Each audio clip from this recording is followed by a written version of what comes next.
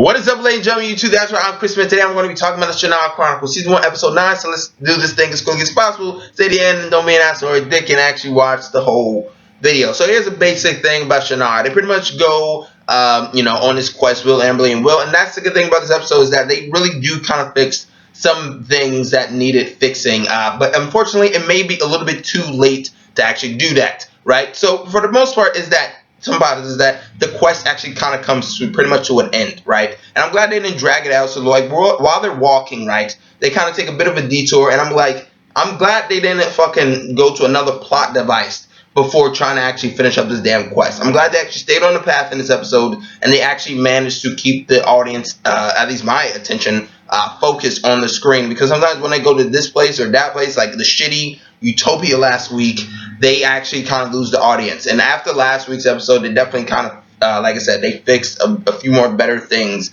This thing got a little bit more rolling. So some good things that I really did enjoy was the Al-Anon and the Benin stuff, right? I thought that was actually good to see Benin kind of like training, starting to learn to fight, but then he's starting to have these weird urges. It turns out that he's actually being possessed by a Dagnanon, and that's pretty much where some of the problems happens. Now, granted, look, the guy that plays Benin, I think he is a decent-ish actor, but for the most part, he pretty much is shit. Now, maybe it's the material he's working with, maybe it's the part that he's a pointless fucking character into the show, and maybe it's just because he's not actually written into the books, right? But I don't know what it is, but the fact is that he's not good. And granted, when he is possessed and he's fighting the demon, he sounds like, or he looks like he's trying to take a shit. He's holding the bed, right? And he's just like straining, and it doesn't come across very well. So I actually did get a kick out when, Al-Anon just kind of like knocked his ass out. Also, some other things is that we're building up to the big ass like civil war as they're coming out and saying it. The king, he's getting all these races, the gnomes, the trolls, whatever you want to call them.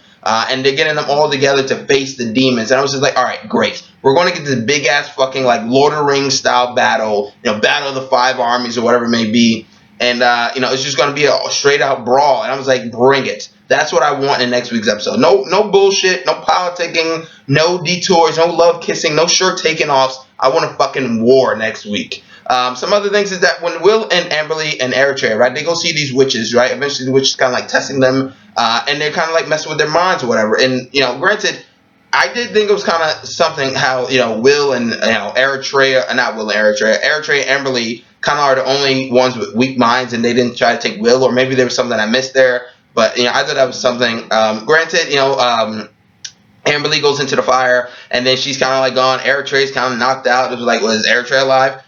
Is Amberly alive? Where did they go? Who knows? But spoiler alert, they're fucking alive, duh. I don't really feel any suspense with that type of deal. And also for the Al-Anon stuff, there's really no depth. Now, granted, for the Benin stuff, right, there's really no depth to it because you do kind of enjoy the storyline, but there's really not that much going on because you don't really care too much for the character. He's trying to strangle people. He's trying to be like his OJ. He's trying to get his OJ on, and it doesn't really come across that very well. Some other things is that, I really did like they try to embrace the fantasy aspect in this show more, especially in this episode, because I feel like they've been lacking a bit. They're showing these gnomes, and they're showing these trolls and the witches, and they expanded the world more and more and more. Unfortunately, maybe a little bit too late. They added so many things in this episode, and that's kind of where the negative comes into, is like they added so many things in this episode to the point where you can see their desperation a little bit, to the point where they realize it may be make or break next episode, and we may or may not even get renewed, because they haven't got renewed yet.